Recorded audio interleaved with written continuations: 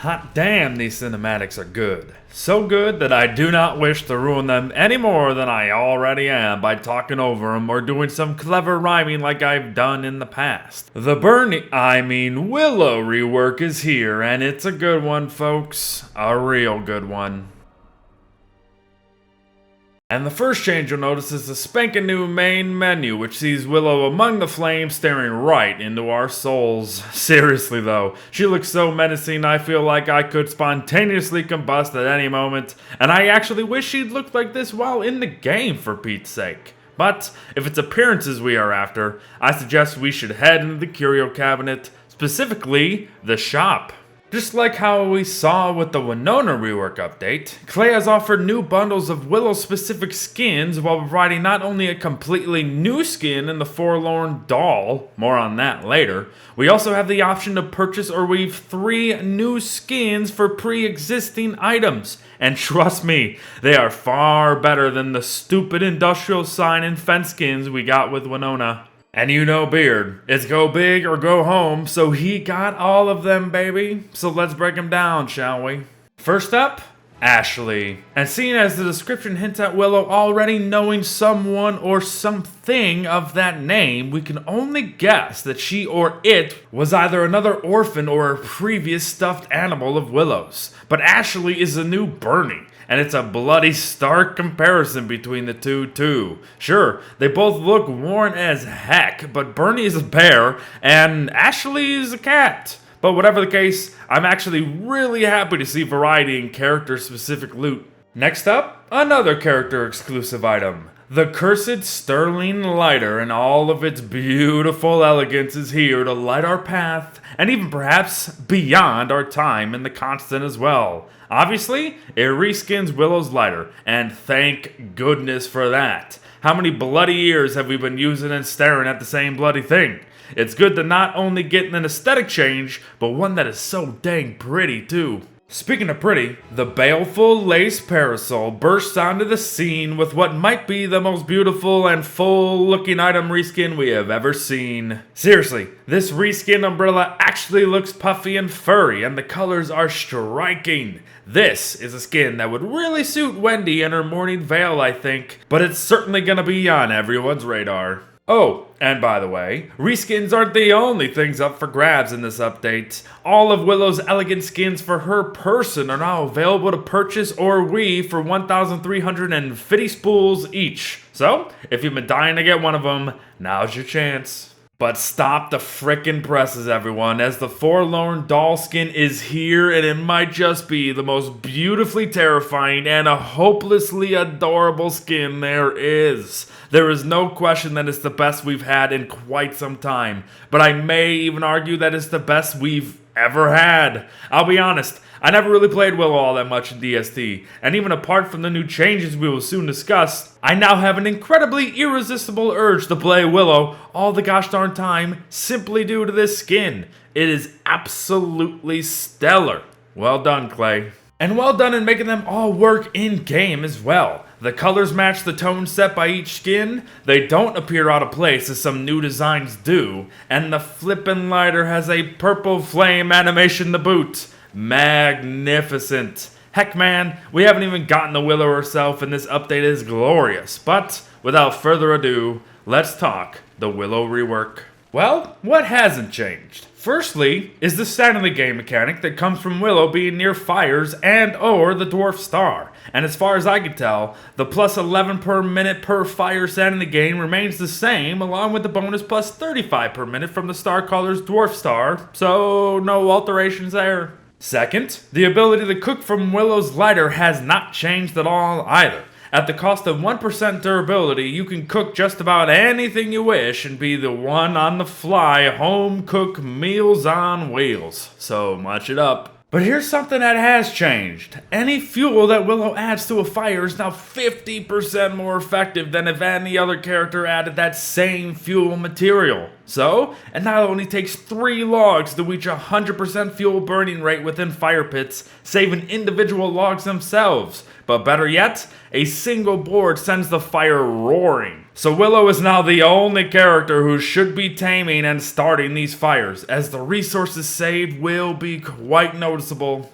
Speaking of taming fires, another change sees Willow now being immune to the burn damage that comes via extinguishing smoldering objects within the game. Not only that, she can put out said smoldering fires insanely quickly, and it's almost comical, really. To be honest, I thought this was gonna rather be gimmicky and somewhat pointless, but the more I think about it, the more I love it. It makes logical sense that Willow, the character literally born from the fire in a sense, would and could have the knowledge to tame the flame.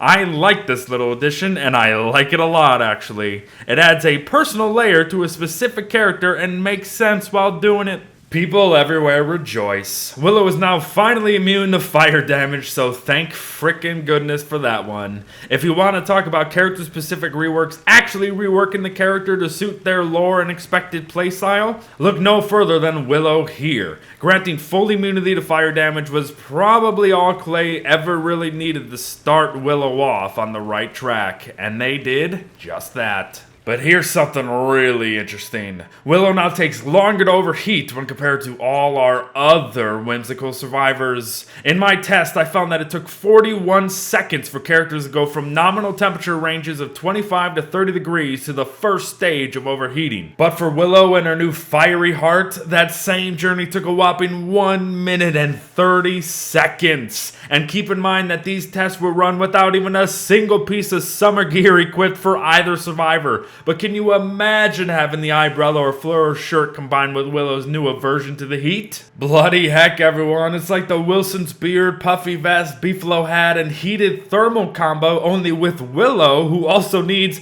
less equipped, and it all takes place in the much more dangerous heat of summer. This is an amazing change, but somehow it gets even better. Willow also boasts the ability to take less damage due to overheating as well, and it's significant. The damage over time is reduced so much that by the time Willow has even barely lost 20 points of health, our other characters may be flirting with having a third or more of theirs gone already.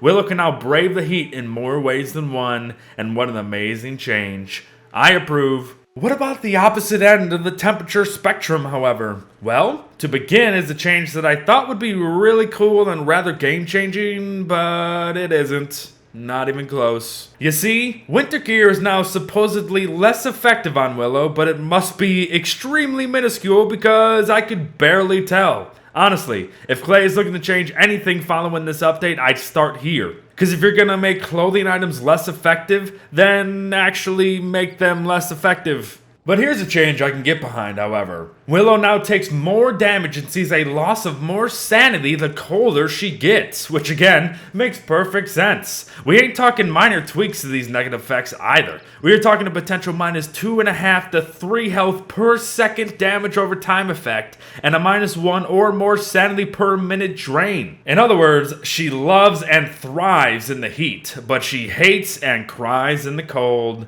This may bring a difficulty spike for some, but again, I just love the idea of going all in on Willow's hatred of all things cold. They even went as far as making Willow more susceptible to ice attacks as well. Willow now freezes easier, aka takes less hit to become a popsicle, and that extends from the simple blue hounds and the ice staffs to the big bad himself, Clopsy. And not only takes the one-eyed menace 2 hits to freeze your behind, so you best be on your kiting A game or you're gonna take a pounding. Plus, recall how we just touched on the fact that Willow takes more damage the colder she gets? If you spend too long fighting the beast, you'll soon be against some pretty bad odds. And what better for the Queen of Heat? She will either be hot enough to melt her pains away, or she's gonna succumb to the ice around her. But hey, at least Willow no longer feels said ice flowing through her veins when she goes cuckoo for Cocoa Puffs. Low sanity no longer equals cold Willow. And once again,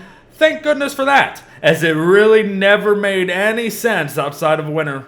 However, if we're talking sanity, it's time to talk Bernie. Bernie has seen a great deal of change following this update, but one of the first ones to note is the new ability to equip Bernie to gain a sanity boost and even additional insulation from the winds of winter.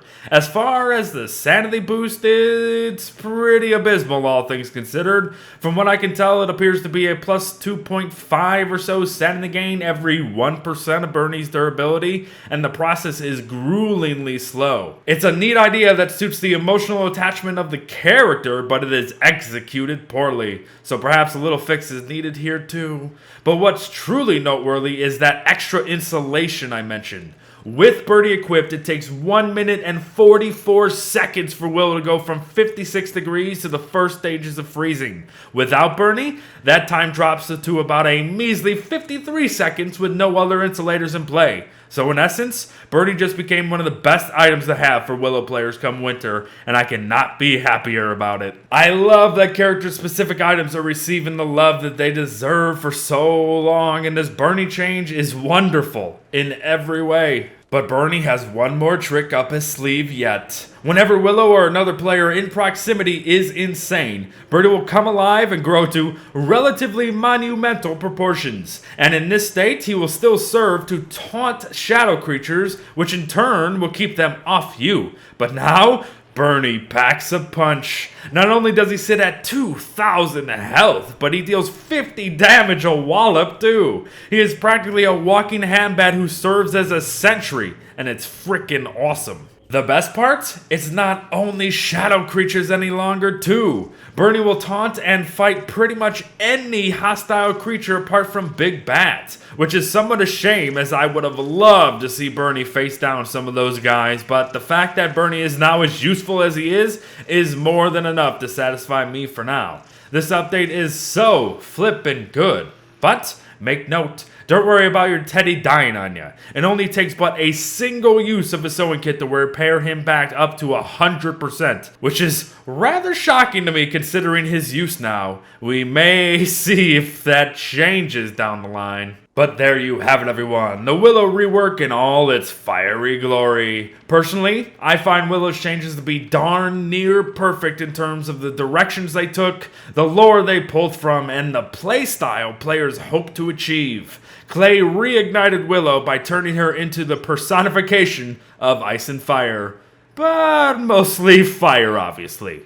Perfectly balanced, as all reworks should be. Thanks for watching, everyone. Well wishes to all. And I hope this update brings combustible joy to your hearts. And I'll see you in the next one. Bye-bye.